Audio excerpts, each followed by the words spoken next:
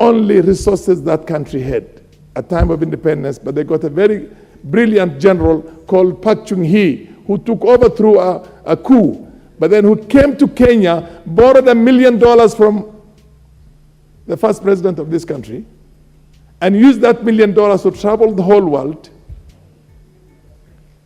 negotiated loans with all the developed world, sent in 3,000 young South Koreans to go and study critical fields, engineering, and came back and implemented it. Today, their GDP is 2.4 trillion. Our GDP is 100 and something billion. Because he did not steal. When you have a political class that it becomes the richest in a country, where you have the richest person in the country or the richest family is the first president's family, the second richest is the second, the third richest is, and progressively like that, then people don't have to go and invest in industries. You go and invest in politics. You go and invest in politics. So those are the areas. We've got 20 million acres of land that is idle, most of it grabbed by people who are politically connected. We have a farming community in this country that's able to turn around things. Take back that land. Allocate it to 1 million farmers in Kenya. Each one of them has got a family of 10 or 8. You will see how the economy is going to go over the roof. They will produce and produce big time. We had a coffee industry in which we were producing 143,000 tons 30 years ago. Today we're producing less than 42,000. Why? Because the political class became millers, they became middlemen, they became brokers, they kept on feeding on Kenyans, the poor Kenyans, while our coffee is being sold for 2,000, 3,000 Kenya shillings outside, are being given 50 shillings now for a kilo. The coffee farmers have gone to hell, none other than a government that was there. Madam Speaker, if this country wants to develop, if we are serious as members of parliament to are able to legislate in this country and change things without any fear, without any favor, with a lot of sacrifice and patriotism, we can change this country for the better in the shortest possible time. In the shortest possible time, if you do the right things. We can invest, we can borrow heavily from outside, but invest in the appropriate industrial undertakings in this country so that this country becomes an industrial country in the shortest possible time. But we're going to invest and take the Euro bonds and steal it, take another bond, go to commercial banks because these are the only people who give kickbacks. Go and put up white elephant projects like SGR because there's money that's going to be given in that. Then we have a problem. Then we have a serious problem. The problem is not because the nationals of these people are not hardworking. The problem is not because we don't have a potential. The problem is because you have a corrupt, God-forsaken, damned political class. And we are part of that political class, for information. We are part of that political class. So my position is, young man, you have done a good job. The MP for Kandara, am I right? Kiharu, where the great Matiba came from. But for God's sake, go back to the Hasala government and come up with the right programs for Kenyans. We cannot be in a country where the tea farmers, our tea farmers, we still have farms that are going to be in the hands of foreigners and multinationals for the next 1,000 years and we call ourselves independent. No, take back those farms and allocate it to the same people who have the right, the indigenous people of that area. The smallholders will do a good job. But then if you also go and participate in that and take your own farm and you are a president or a deputy president or God knows who you are. Let him have 1 minute. And you think you can do that? That is wrong. That is wrong. And by the way, if you don't do it, I promise you today, if this government, Hasala government, does not become a serious Hasala government, I'll run for the presidency in 2027 and I'll campaign on what I'm campaigning and I'm going to win and your government will lose. So the best thing, what you have to do, become a serious Hasala government and address the areas I'm talking about. Give back the tea farms to the indigenous Kalenjins, poor people who have been taken over their land. I'm telling you, Don't look at the relationship you're going to have with what you call the British, the Americans, whatever it is. They came, they took our lands without us giving them a permission. We want it back now. And we can produce and get more money. You have what you call, listen to me carefully. They have a whole chain. The importers are the same company. The exporters are the same company. They have what you call transfer, the resellers.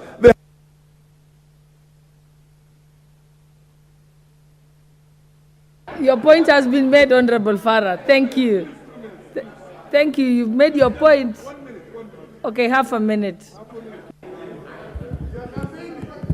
I'm not campaigning. I don't want to run for the presidency. I'm too old for it. But if you don't do a good job, I'll run for it. The same thing. The flowers. Look at follow the flowers. Investigate what happens with the flowers. The prices given, our girls and boys are earning peanuts, and they're coming with those diseases because of the chemicals they use. And the prices that they use for here and the prices that they pay off there. The importer who gives us a very small price is the same organization. With the coffee, is the same organization. With the tea, is the same organization. The same people who are out there will give us a very cheap transfer, what you call pricing. Pricing. We have the potential.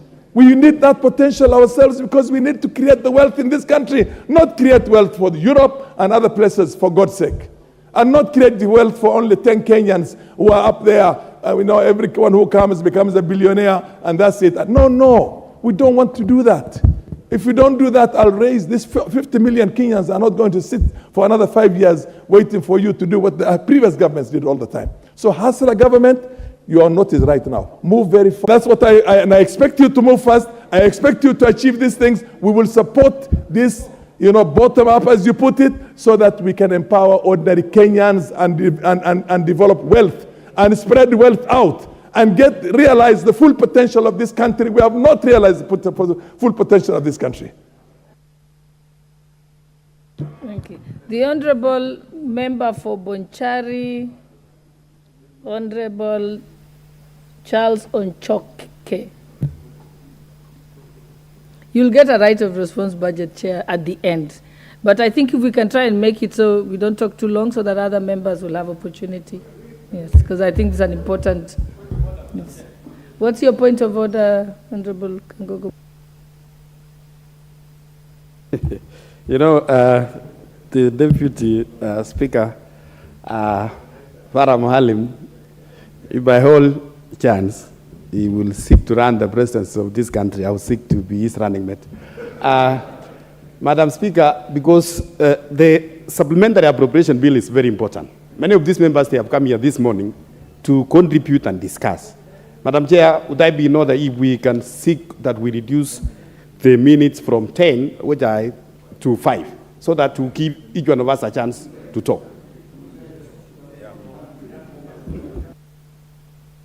I think that's a good point, but then I think we should have moved that motion earlier, but we can just do it as a good practice, right?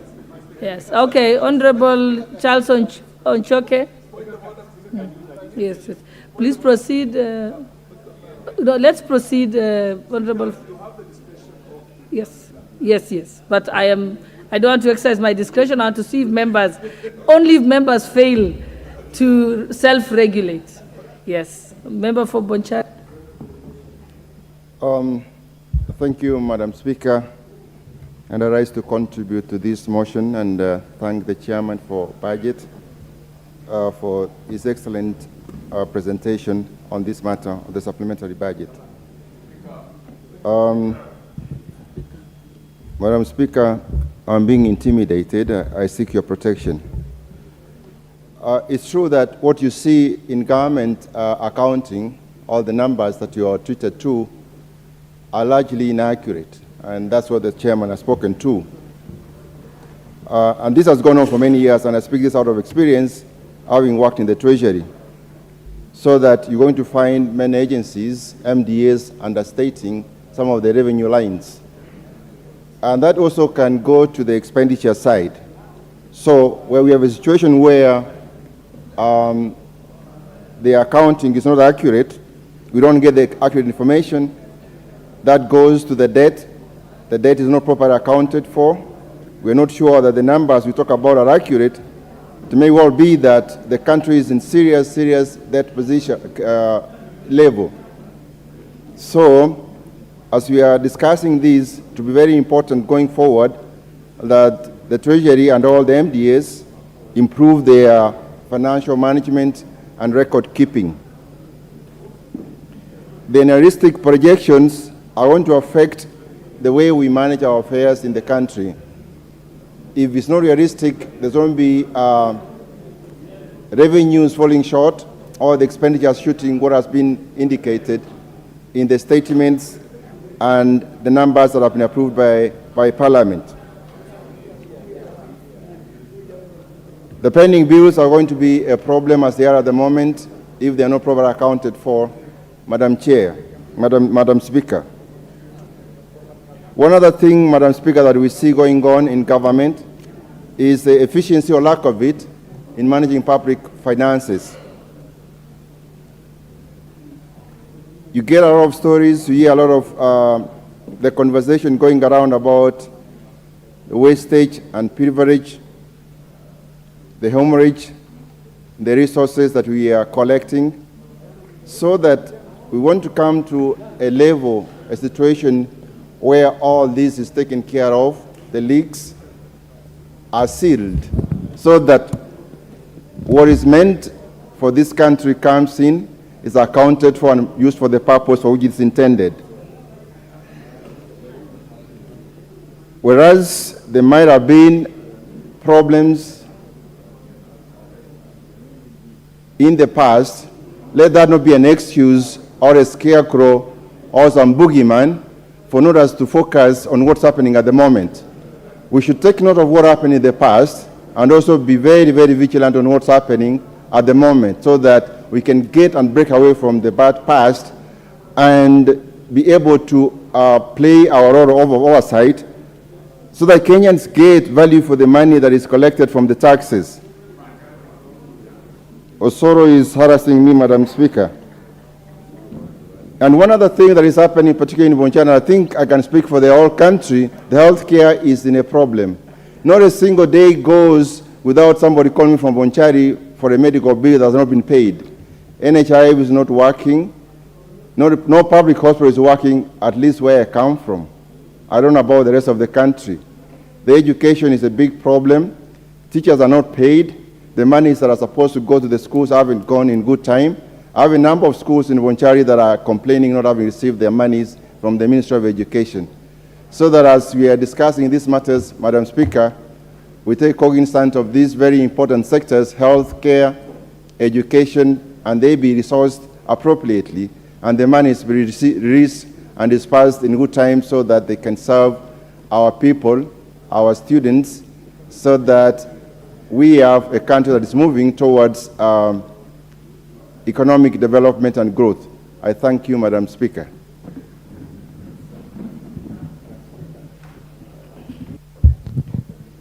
The Honourable Member for Moiben, Honourable Professor Barto, I see your card here. Oh, are you not ready? Yeah, and honourable members, like we said, let's keep it short so that more members can be able to contribute. And for those members who've already contributed, if you could kindly pull out your cards so that you can give others an opportunity. Tafadhali. Thank you, Madam Speaker. Before I became a member of parliament, I was a teacher, so I know how to keep time. Madam Speaker, I rise on behalf of the members of Moiben constituency to support the motion brought by the chair. And Madam Speaker, in as much as I am supporting, I hope that the taxes the people of Kenya are paying, we are going to feel it in our constituencies. Madam Speaker, we are hoping that we are going to see the strategies which are being used to make sure there is a fair distribution of development in the entire Kenya. Madam Speaker, in Moiben, for example, we are a farming constituency. we are looking forward to support farmers are going to get to build their capacity and to get support in